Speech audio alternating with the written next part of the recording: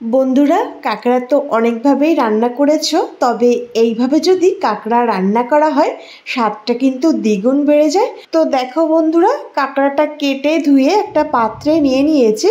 প্রথমেই কি করব, কাঁকড়ার মাঝ বরাবর কেটে দুভাগ করে নেব। এই যে কাঁকড়াটা, এর মাঝ বরাবর কেটে নেব।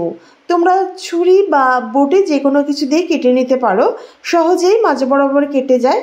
তো কেটে ফিরে আসছি। তো দেখতে পাচ্ছ একটা কাঁকড়া আমি মাঝ বরাবর কাটিনি, এটা সাজানোর জন্য আমি গোটা রেখেছি। আর এই যে বড় পাগুলো, এটা শিলনোড়া দিয়ে একটু ভেঙে নেব। তাহলে কি হবে, মশলাটা পায়ের মধ্যে ভালোভাবে ঢুকবে, খেতে খুব ভালো হবে। এইভাবে আমি সব পাগুলো এইভাবে শিলনোড়া দিয়ে ভেঙে নিলাম। আর সরু পাগুলো কিচ্ছু করার দরকার নেই, ওইভাবেই রান্না করলে হবে। তো দেখো বন্ধুরা, একটা মিক্সিং জার নিয়ে নিয়েছি। এর মধ্যে দিয়ে দিচ্ছি 1 চামচ গোটা জিরে, আর কিছুটা রসুন, আর কিছুটা আদা। তারই সঙ্গে দিয়ে দিচ্ছি 5টা শুকনো লঙ্কা আর 2টো কাঁচা লঙ্কা। যে যেই রকম ঝাল পছন্দ করো সেই হিসেবেই লঙ্কাটা অ্যাড করবে। তারই সঙ্গে প্রায় 1 চামচ দিয়ে দিলাম ধনে। এখানে গোটা ধনে আর জিরে অ্যাড করেছি এবং পুরো মশলাটা এবার ভালো করে পেস্ট করে নিচ্ছি।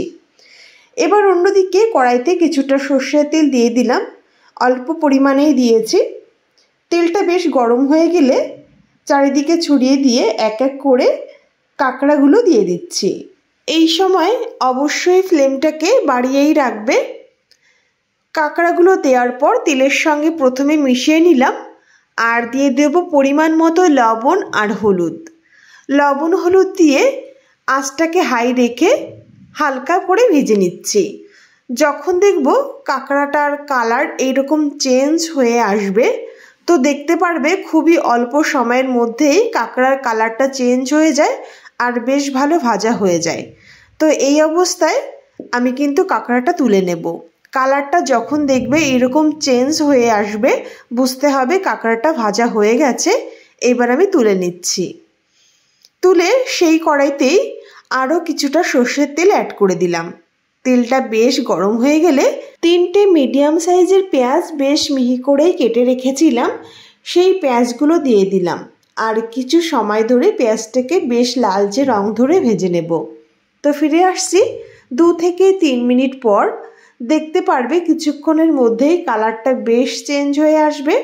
আর যখন দেখব পেঁয়াজগুলো ঠিক এইরকম লালচে রং ধরে আসছে, বুঝতে হবে ভাজা হয়ে গেছে। এর থেকে আর বেশি ভাজার প্রয়োজন নেই। এবার যে মশলাটা আমি বেটে রেখেছিলাম আদা রসুন জিরে ধনের, সেই পেস্টটা দিয়ে দিচ্ছি। পুরো মশলাটা দিয়ে দিলাম। পেঁয়াজের সঙ্গে মশলাটাকে প্রথম মিশিয়ে নিয়ে এবার এখানে অ্যাড করে দিচ্ছি পরিমাণ মতো হলুদ আর কিছুটা কাশ্মীরি রেড চিলি পাউডার। কালারের জন্য আমি অ্যাড করলাম, খুবই সামান্য, তোমরা চাইলে নাও দিতে পারো। এবার যে মিক্সিটায় হালকা মশলা লেগেছিল সেটা ধুয়ে একটু জল দিয়ে দিলাম। এইবার মশলাটাকে খুব ভালো করে কষিয়ে নিতে হবে একটু টাইম ধরে। আঁচটাকে মিডিয়ামে রেখে আমি অনবরত নেড়েচেড়ে মশলাটাকে খুব ভালো করে কষিয়ে নিয়েছি। তো দেখো 2-3 মিনিট পর কিন্তু মশলাটার কালার চেঞ্জ হয়ে গেছে আর তেল ছাড়তেও শুরু করে দিয়েছে। তো আরও 2 মিনিট পর তোমাদের দেখাচ্ছি। এই অবস্থায় কিন্তু মশলাটা প্রায় কষানোর দিকে। মশলাটা যত ভালো কষানো হবে খেতে কিন্তু ততটাই ভালো লাগবে। দেখেই বোঝা যাচ্ছে মশলাটা পারফেক্টভাবে কষানো হয়েছে। এবার দিয়ে দিলাম ভেজে রাখা কাঁকড়াগুলো। মশলার সঙ্গে প্রথমে মিশিয়ে নিলাম।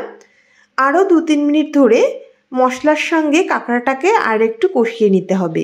আর বন্ধুরা, যদি আমার ভিডিও তোমাদের ভালো লেগে থাকে প্লিজ আমার চ্যানেলটি সাবস্ক্রাইব করে আমার পাশে থেকো, আর বন্ধুদেরকেও শেয়ার করো। তো দেখো বেশ ভালো করে মশলার সঙ্গে কাঁকড়াটাকে কষিয়ে নিয়েছি। এবার দিয়ে দেবো কিছুটা জল। যে যেই রকম গ্রেভি পছন্দ করো সেই হিসাবে জলটা অ্যাড করবে। যেহেতু গ্রেভিটা মাখামাখাই থাকবে তাই আমি এখানে মিডিয়াম ঝোল দিয়ে দিয়েছি। প্রথমে অল্প জল দিয়ে একটু মিশিয়ে নিলাম। এবার পরিমাণে যতটা জল আমি দেব পুরো জলটা দিয়ে ভালো করে মিশিয়ে নিচ্ছি। এই টাইমে ফ্লেমটা অবশ্যই হাইতে রাখতে হবে। এবার রান্না আমাদের প্রায় 90% হয়েই গেছে। হাই ফ্লেমে কিছু সময় এবার জাল করে নেব। প্রায় 3 থেকে 4 মিনিট আমি এইভাবে হাই ফ্লেমে জাল করে নিয়েছি। এরই মধ্যে আমি কিন্তু পরিমাণ মতো লবণটাও অ্যাড করেছি। তো হাই ফ্লেমে বেশ খানিকক্ষণ ফুটিয়ে নিয়েছি, প্রায় 4 মিনিট ধরে। ফিরে আসছে 4 মিনিট পর। এই অবস্থায় কিন্তু গ্রেভিটা বেশ ঘন হয়ে আসছে আর পারফেক্ট ঝোলটাও রয়েছে। এর থেকে আর বেশি আমি শুকনো করব না। তো একদমই আমাদের কাঁকড়া রেসিপিটি তৈরির দিকে। এবার একদম শেষে আঁচটাকে বন্ধ করে উপরে গরম মশলা ছড়িয়ে দিয়ে ভালো করে মিশিয়ে নিয়ে একটা ঢাকনি দিয়ে ঢেকে দেব 5 মিনিটের জন্য। 5 মিনিট পর ঢাকনি তুলেই আমরা সার্ভ করে নিতে পারি। বন্ধুরা, অসাধারণ খেতে হয়েছিল। দেখেই তোমরা আশা করি বুঝতে পারছো কতটা লোভনীয় লাগছে। কমেন্ট করে জানাতে ভুলো না তোমাদের রেসিপিটি কেমন লাগলো, আর কে কোথা থেকে আমার ভিডিওটি দেখছো অবশ্যই বলো, আমি তোমাদের ধন্যবাদ জানাতে পারবো। বন্ধুরা, আজ এ পর্যন্তই। দেখা হবে নেক্সট কোনো ভিডিওতে। তোমরা সবাই খুব ভালো থেকো, সুস্থ থেকো।